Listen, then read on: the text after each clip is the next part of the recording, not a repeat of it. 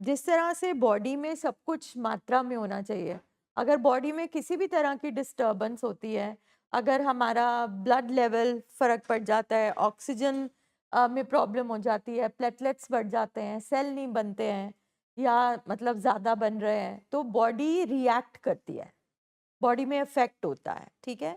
इसी तरह से ये जो 4 हैप्पी केमिकल हैं हमारी ज़िंदगी में, ये एक लेवल के और एक बैलेंस में होने चाहिए, ठीक है? अगर सर जो बात करते हैं कि 0 से 10 के स्केल में 4 से 6 जो है वो असली ज़िंदगी है, वो ट्रूथ है, वो रियलिटी है। जैसे हम हमेशा खुश नहीं रह सकते, हमेशा दुःख भी नहीं हम झेल सकते, ठीक है? तो अब जब हमारी लाइफ में, हमारी फैमिली में हमारा लव्ड वन, स्पेशली जिसको एडिक्शन की प्रॉब्लम हो जाती है या डिप्रेशन की प्रॉब्लम हो जाती है या वो बाइपोलर का पेशेंट होता है जिसमें डोपामिन लेवल बढ़ जाते हैं, ठीक है? तो कहीं न कहीं उसका जो ज़िंदगी देखने का नज़रिया है, जो लेवल है, वो भी बदल जाता है, ठीक है? मान लीजिए किसी ने कभी भी हमेशा सिंपल खाना खाया है और वो एक दिन 5 स्टार का खाना चख लेता है। व्हाट डू यू थिंक उसके दिमाग में क्या आएगा? या वो आम सी सब्ज़ी खाता है, एक दिन उसको बहुत ही अच्छी सब्ज़ी खाने को मिल जाती है, तो क्या होगा?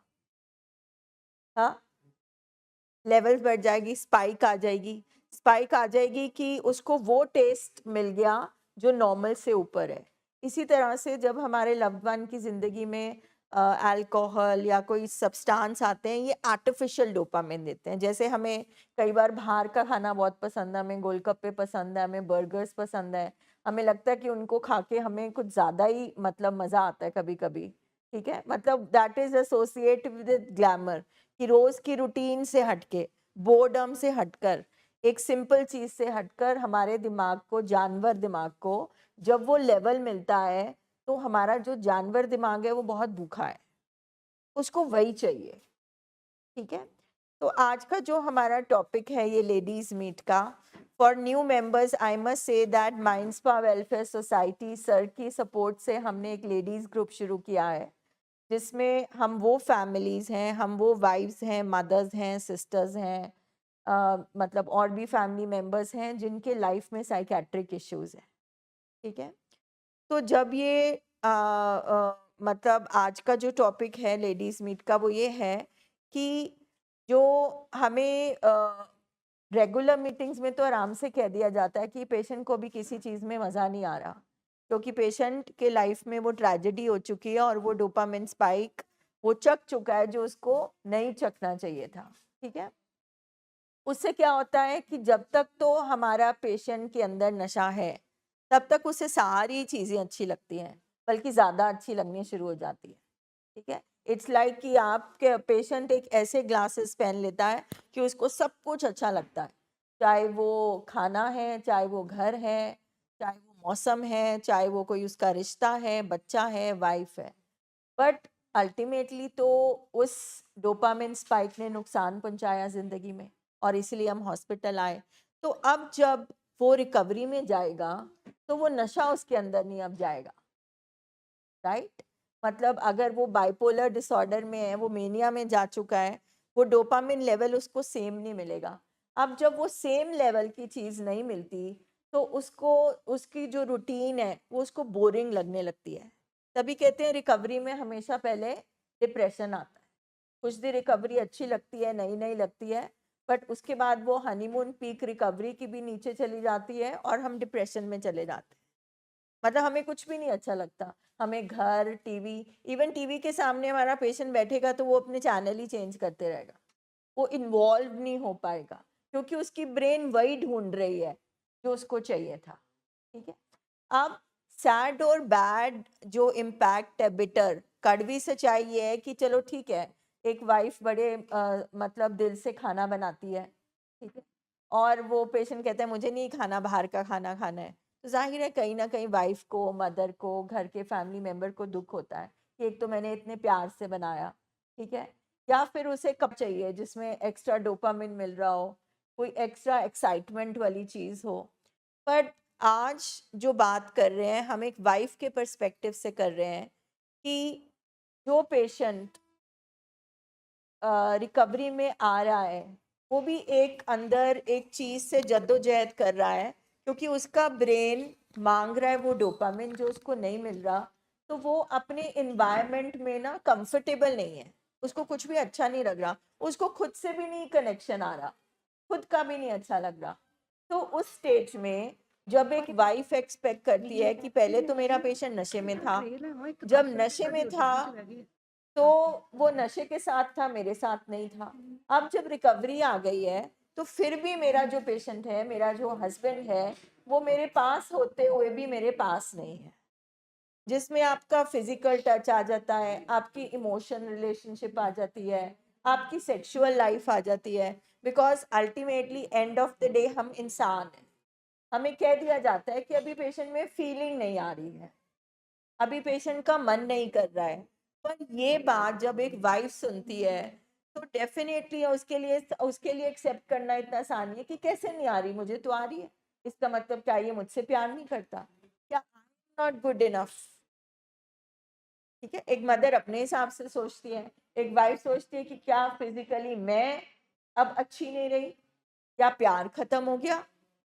ठीक है, क्योंकि जब भी एडिक्शन आती है तो उसमें जब नशा होता है, नशा हमेशा एक लेवल का एक्साइटमेंट दिखाता है। ठीक है, अब उसमें पॉर्न एडिक्शन भी आ जाती है, स्पेशली जो सेक्स से रिलेटेड हम वीडियोस देखते हैं, हम ये सेक्सुअल रिलेशनशिप देखते हैं।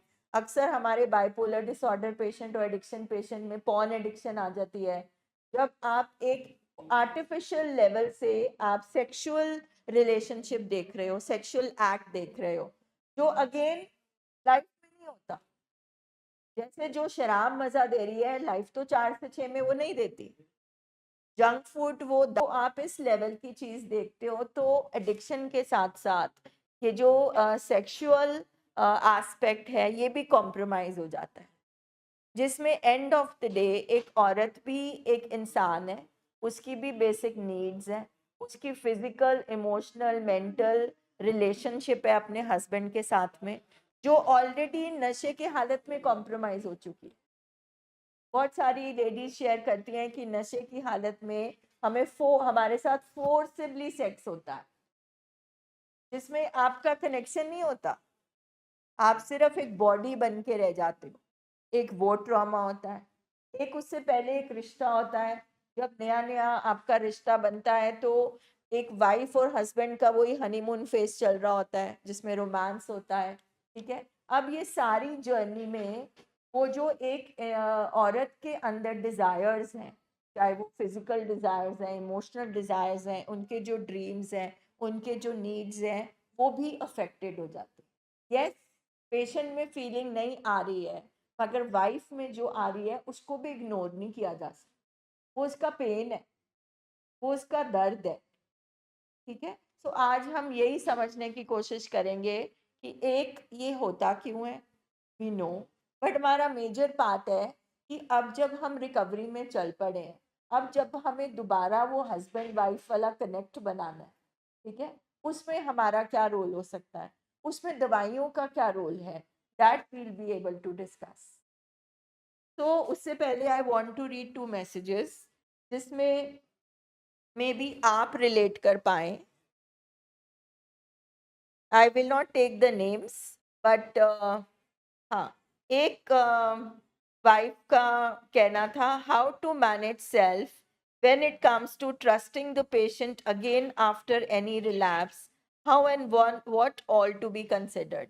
अब जिन पेशेंट्स को रिलेशनशिप एडिक्शन है, जो नशे की हालत में एक्स्ट्रा मैरिटल अफेयर रख चुके हैं, या वो इलिसिट रिलेशन, सेक्सुअल रिलेशन रख चुके हैं अपने पेशेंट के साथ में, तो वाइफ, आप जिसको सर कहते हैं कि अगर नशे में पेशेंट झूठ बोलता है, नशे में पेशेंट स्टीलिंग करता है, अग्रेशन करता है, चीज़ें तोड़ फोड़ करता है, तो नशे की हालत में वो ऐसे डिसीजंस मेक करता है जो वैल्यूज़ को कॉम्प्रोमाइज़ करते हैं। जैसे अगर आप मैरिड हो और नशे की हालत में आप किसी और से रिश्ता रखते हो, इनफिडेलिटी, ठीक है, it is easier to say for the doctor, because doctor तो एक बीमारी के सिम्टम बता रहे हैं, बट एक रिश्ता, एक वाइफ उसको कैसे लेती है, that is what we have to analyze. And then there's one more message, I think ये सब कुछ कह जाएगा. इसमें एक वाइफ बोल रही है कि डोपामिन स्पाइक में हमारी लाइफ कैसी रही. Good afternoon everyone. In the journey of disease, initially after dopamine spike, ठीक है, पहले डोपामिन स्पाइक से पहले मेरे हस्बैंड मुझे पैम्पर करते थे, प्यार करते थे, एक प्रिंसेस की तरह रखते थे, ठीक है. I fell top of the world and was in dream land. मतलब एक वो होता है ना, like knight in shining armour. आपका जो पति होगा एक राजकुमार, आपको इस तरह से रखेगा, इस तरह से वो कह रही है मेरी लाइफ शुरू हुई. But it was for certain times in progression of disease above got replace with blaming. मतलब वही जब बीमारी बढ़ती गई तो वो जो हमारा रोमांस था वो रिप्लेस हो गया जेलसी से, ब्लेमिंग से, नुक्ताचीनी से, लड़ाइयों से. And then I who felt like princess converted into detective. मतलब कहाँ हमारा रोमांटिक रिलेशनशिप था, अब मैं जेम्स बॉन्ड भी बन गई, अब मैं डिटेक्टिव भी हो गई कि मेरा जो हस्बैंड है वो कैसे काम कर रहा है, वो कहाँ ड्रिंक करने जा रहा है. Checking bank balance. मतलब एक वाइफ का क्या रोल बन गया कि वो बैंक बैलेंस चेक कर रही है कि पैसे तो नहीं निकाल लिए, ठीक है. वो ये देख रही है कि कहाँ पे सब्सटेंस छुपाया हुआ है. अब आप देखो एक हस्बैंड वाइफ का romantic, sexual, all kind of emotional relationship एक ऐसे बन गया जैसे कि आप किसी की जासूसी कर रहे हो. और hiding purse, Dreamland was now a miserable world. But then after 20 years की ये जर्नी के बाद अब एक उम्मीद आई. उम्मीद किसकी आई कि ट्रीटमेंट पॉसिबल है, कि रिकवरी पॉसिबल है. अब वो रिकवरी का जर्नी तो स्टार्ट हो गया है, but my confusion is the one who loved me was disease और माई हस्बैंड. एक बहुत बड़ी चीज है कि जिसने मुझे प्यार किया था, जिसने मुझे प्रिंसेस बनाया था, क्या वो वाकई में मेरा पति था कि वो अल्कोहल था, कि क्या वो नशे की हालत में मुझे प्यार करते थे कि वो वाकई में हस्बैंड था. And it is not easy, क्योंकि जब आपका इतना करीबी रिश्ता होता है तो ये सवाल एक बहुत बड़ी चीज़ है आपके लिए. देन शी सेज,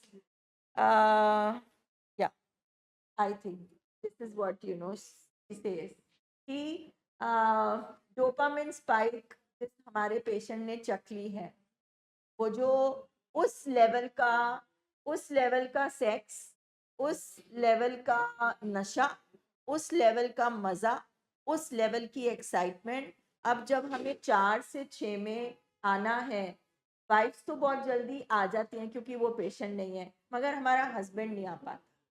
अब इस स्टेट में अगर एक वाइफ को फीलिंग आ रही है, lot of cases I have work with family जहाँ पे कुछ वाइफ्स ने मेरे साथ में शेयर किया कि क्योंकि हमारे हस्बैंड के साथ ऐसा रिलेशनशिप नहीं है, तो क्या मैम ये जायज़ है अगर हम फ़ोन पे किसी से बात कर लें, या उनको कोई अटेंशन दे रहा हो.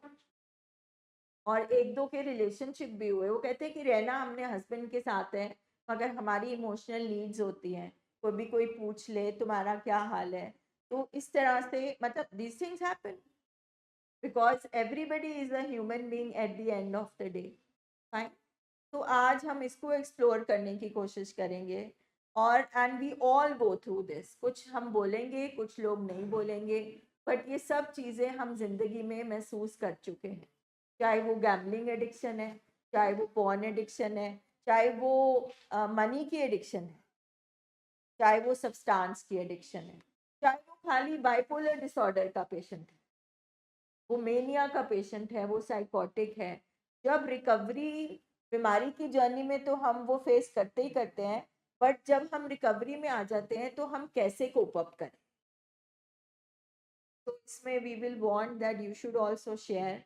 And today I would like to invite upon my colleague Anu ma'am to further, I mean to take this discussion further, जहाँ पे we will try to learn and help each other. Come on, ma'am. Thank you Namrata ma'am. सत श्री अकाल सबको, good evening. Ma'am ने आज जो topic लिया है, आई थिंक हम सब विमेन, चाहे मदर्स हैं चाहे वाइफ्स हैं, हमने इस चीज़ को अपनी लाइफ में गो थ्रू किया ही है। हमने कहीं ना कहीं the man in our life, वो जिस भी फॉर्म में है, बेटा, भाई, हस्बैंड, हमने उनको देखा है कि हमसे कैसे वो ड्रिफ्ट अपार्ट हुए हैं, क्योंकि उनको कहीं ना कहीं एक वो डोपामीन स्पाइक मिल गई है। अब वो डोपामीन स्पाइक, जैसा कि हम सब यहाँ पे हर रोज रिवाइज करते हैं कि वो अप्सरा है। वो डोपामीन स्पाइक, वो मज़ा था, वो नाजायज़ मज़ा था। दैट वाज नॉट समथिंग जो जायज़ था। दैट वाज नॉट समथिंग जो हमारा ब्रेन पचा सकता था। दैट वाज समथिंग जो कि एक नाजायज़ चीज़ थी, जो कि हमारे पेशेंट को एक जुगाड़ से मिली थी, उसको मेहनत करके, एफर्ट करके नहीं मिली थी। चाहे वो एडिक्शन में नशा सब्सटेंस करके था, चाहे वो उसकी बाइपोलरिज्म की वजह से था, चाहे वो उसको और किसी भी नाजायज़ तरीके से वो डोपामीन स्पाइक मिली, ठीक है, जिसकी वजह से कहीं ना कहीं हम सब ने अपनी लाइफ में बहुत साल उसके साथ कोप अप करते हुए गुजारा। अब जब हमने इतने साल कोप अप करते हुए गुजारे, तो हम सब ने बहुत सारे इमोशंस के साथ गो थ्रू किया। कभी हमारा ट्रस्ट तोड़ा गया, वो ट्रस्ट हमारा चाहे पैसों को लेकर तोड़ा गया, चाहे रिश्तों को लेके तोड़ा गया, चाहे छोटी छोटी जिम्मेदारियां जो वो पूरी नहीं कर पाए। हम सब जो यहाँ पे वाइफ्स और मदर्स बैठी हैं ना, हम सब एक फैमिली में होते हुए भी, हस्बैंड्स के होते हुए भी, I think we were all single mothers. हम सब ने एक सिंगल मदर का रोल निभाया है अपने बच्चों की लाइफ में। We never had anyone to fall back upon. हमारे को, हम अपने लिए ही हमेशा खड़े होते थे। मतलब कभी अगर मैं अपनी लाइफ में ही देखूं, I have come here for the treatment of my son, पर जब हम यहाँ पे आए थे, तो मुझे यहाँ बैठ के रियलाइज हुआ कि सर्वाइवल बोर्ड तो मेरा भी ऑन था। For 21 years, it was me who was looking after myself, my children, and maybe my husband also, because he was busy chasing that dopamine spike. He was busy chasing that dopamine spike, चाहे वो substance में थी, चाहे वो अपने work में थी। ठीक है, मेरे हस्बैंड वर्कोहॉलिक भी हैं, बहुत ज़्यादा थे। तो चाहे वो वर्क में ढूंढते थे, अगर वर्कोहॉलिक है ना, तो वो सेम एक अल्कोहलिक की तरह ही बिहेव करता है। हम लोग हमें बहुत सारी चीज़ों में कॉम्प्रोमाइज़ करना पड़ता था, because his work came first. His work was something जिसके आगे हमें अपनी outings, his responsibilities towards children, वो सारी चीज़ें कहीं ना कहीं एज अ मदर मुझे कोप अप करनी पड़ती थी। एज अ हस्बैंड बहुत जगहों पे एब्सेंट, वो फैमिली फंक्शंस थे, चाहे हमारी वेकेशंस होती थी, हमें बहुत वेकेशंस को नो बोलना पड़ता था, आउटिंग्स को नो बोलना पड़ता था, because work was more important. We were made to feel that कि अगर हम, जैसे कि एक अल्कोहलिक की वाइफ भी बोलेगी ना कि अगर वो अपने हस्बैंड के साथ लड़ाई कर रही है, तो वो मतलब कहीं ना कहीं वो अपनी वाइफ की उस लड़ाई को में भी उसको गिल्ट दे देगा कि तू, तेरी वजह से मैं कर रहा हूँ। इट इज़ नॉट बिकॉज कि मैं ये करना चाहता था, but it is because you created मी। आपने मुझे वहां तक पुश किया, आपने मुझे इतना प्रोवोक किया कि मुझे ये करना पड़ा। तो ये जो हमारा बिटर ट्रूथ है ऑफ डोपामीन स्पाइक, हमने इसके साथ कोप अप करते करते, चलो हम ट्रीटमेंट में आए, ट्रीटमेंट भी हमारा चल पड़ा।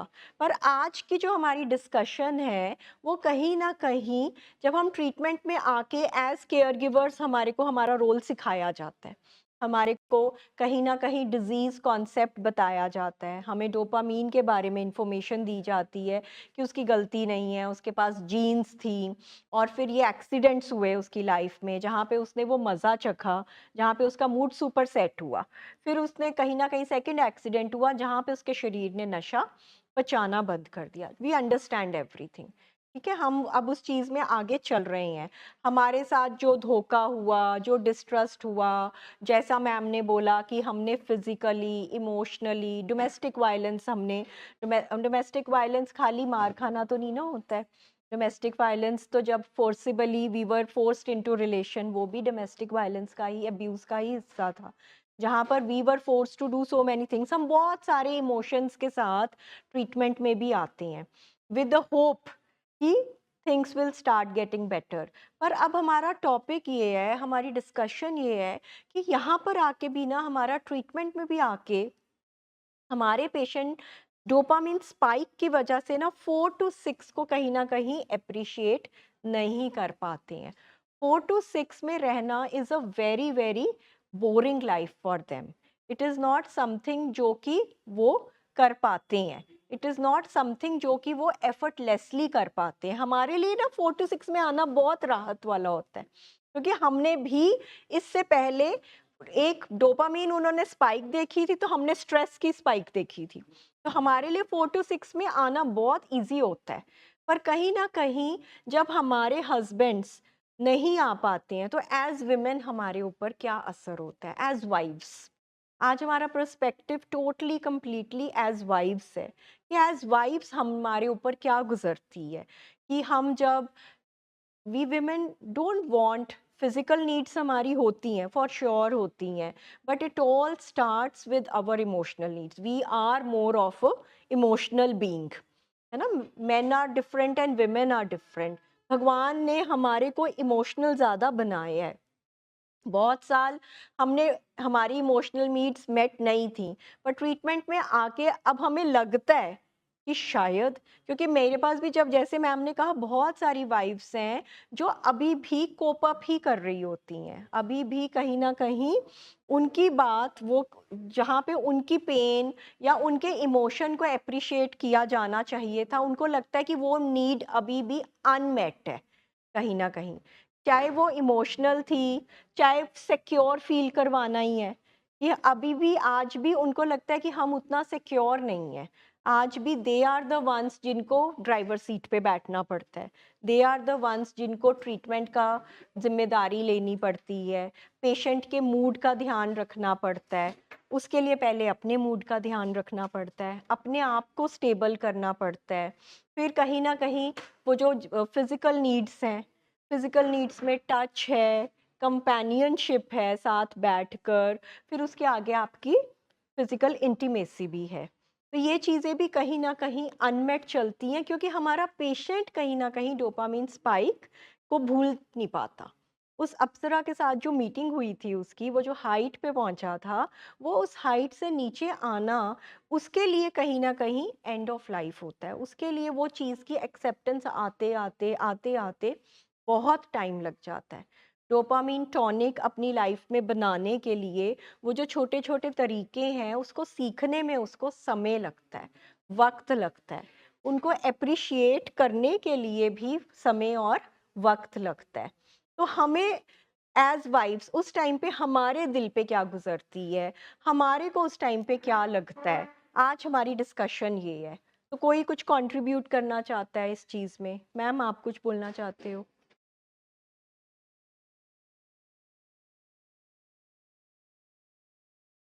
आगे परमिंदर जी की वाइफ, फिर नीरू मैम पास आएंगे। Ma'am, I agree with whatever you said. We all experience this, and सभी के साथ ये होता है, right? One or the other thing. My way to cope up is I am not keeping any expectations अभी, which is helping me अपना mood stable करने के लिए. बट नॉट कीपिंग एक्सपेक्टेशंस भी पेनफुल है ना ma'am? Because I think we are very new in the recovery journey, right? If I bring my issues, तो वो एक non-issue, issue and non-issue में हो जाएगा. ब्यूटीफुल। Yeah. ठीक है, दैट्स वेरी नाइस कि बिगनिंग में हमारे को अपने इशू को कहीं ना कहीं नॉन इश्यूज में गिनना पड़ेगा, और अपने पेशेंट की उस रिकवरी में, उस ट्रीटमेंट में उसका मददगार होना पड़ेगा। चलो, नीरू मैम आपसे आगे हैं। नीरू मैम इस चीज़ में शेयर करेंगे कि अब इतने 7 सालों की रिकवरी में, अब जब एज अ वाइफ आपने क्या क्या गो थ्रू किया, डिसअपॉइंटमेंट्स, रिजेंटमेंट्स, कैसे कोप अप किया उन चीज़ों में। जब हमारा पेशेंट रिकवरी में आके भी कई बार नई रोल अपना कर पाता है, या वो उसी स्पाइक को ढूंढता रहता है और नहीं एक नॉर्मल 4 to 6 को एक्सेप्ट करना चाहता है? पहले तो यही जो इन्होंने कहा एक्सपेक्टेशन, स्टार्टिंग में तो एक्सपेक्टेशंस नहीं रखनी चाहिए, क्योंकि वो इतना कैपेबल ही नहीं होता पेशेंट की हमारी एक्सपेक्टेशंस को पूरा कर सके। सेकेंडली फिर धीरे धीरे जब वो रिकवरी में आ जाता है पेशेंट, तो फैमिली भी अपनी सेल्फ केयर करना शुरू कर देती है, जिससे फिर क्या होता है कि पेशेंट की अपनी जर्नी चलनी शुरू हो जाती है और फैमिली की अपनी चलनी, वाइफ की। सेल्फ केयर को थोड़ा सा इलैबोरेट कर दो। सेल्फ केयर को अगर बड़ा ऊपर ऊपर से बताऊं तो ये है कि अपना ध्यान रखना, हमारी जो अपनी नीड्स हैं उनका ध्यान रखना। जो नीड्स के लिए हम दूसरों पे डिपेंड हैं, हस्बैंड पे डिपेंड हैं, उन नीड्स का ध्यान रखना, क्योंकि हम को डिपेंडेंट होते हैं। बेसिकली फैमिली को डिपेंडेंट होती है, तो अपने इमोशंस, नीड, फीलिंग सबके लिए अपने पेशेंट पे डिपेंड होती है। अपनी लाइफ अपनी फीलिंग्स की कोई वैल्यू नहीं करती। तो सेल्फ केयर में मैं अपने एस्पेक्ट से तो यही कोशिश करती हूँ कि अपनी फीलिंग्स, इमोशंस और अपनी जो लाइफ की जर्नी है उसको सेल्फ केयर के मतलब ऐसे टैकल करूँ। तो उसके लिए डिपेंड नहीं रहना कि आपकी नीड कोई पूरी करेगा, आपने अपनी नीड खुद पूरी करनी है। जहाँ पे उसका जितना रोल है वो उतना ही रोल प्ले करेगा, हमें खुद उस पर को डिपेंडेंट नहीं होना है। कि हाँ, स्टार्टिंग में तो हमारे को थोड़ा सा भार ज़्यादा उठाना पड़ेगा, पर हम जैसे जैसे अपनी रिकवरी में आगे बढ़ते हैं, हमें कहीं ना कहीं अपनी लाइफ में 4 to 6 ही आना है ना। हम उसी लाइफ की तो नीड में या उसी लाइफ को ढूंढते हुए तो हम सब यहाँ पे पहुँचे हैं। तो हमने जब 4 to 6 आना है, तो हमने भी अपने घरों में ये नॉर्मल कॉन्वर्सेशंस करनी स्टार्ट करनी है। हमने भी हर वक्त एक फियर में या एक डिस्ट्रस्ट में नहीं रहना कि ये जो मुझे टच कर रहा है, ये जो मेरे साथ हंस रहा है, ये क्या अल्कोहल या डिजीज ही है कि वाकई में मेरा हस्बैंड है। वो फील होने में भी टाइम लगेगा, पर हम आज बात यही कर रहे हैं कि वो टाइम लाने के लिए ना हमारे को अपना एक्सप्रेशन करना सीखना पड़ेगा। जैसे हम स्टार्टिंग में अपने पेशेंट को समझना सीखे थे यहाँ पे एज केयर गिवर्स, तो धीरे धीरे हमें कहीं ना कहीं उसकी मदद करनी पड़ेगी हमारी फीलिंग्स को समझने के लिए भी। पता है क्या होता है, हम सब ना हम जो विमेन होती हैं ना थोड़ी सी, या मेन भी शायद होते होंगे, हमें लगता है कि हमें बताना ना पड़े, सामने वाला स्पेशली मेरा हस्बैंड या बॉयफ्रेंड मेरी बात ऐसे ही समझ जाए कि मैं कैसे पैम्पर होना चाहती हूँ, कैसे मुझे कौन सी चीज़ अच्छी लगेगी, मेरे को कैसे हम खुश करना है, मतलब हमें पता चल जाए। पर ऐसा नहीं होता। मुझे लगता है कि ये फिर से एक डोपामिन स्पाइक वाली बात है, समथिंग अनरियल। निशा मैम, आप शेयर करोगे?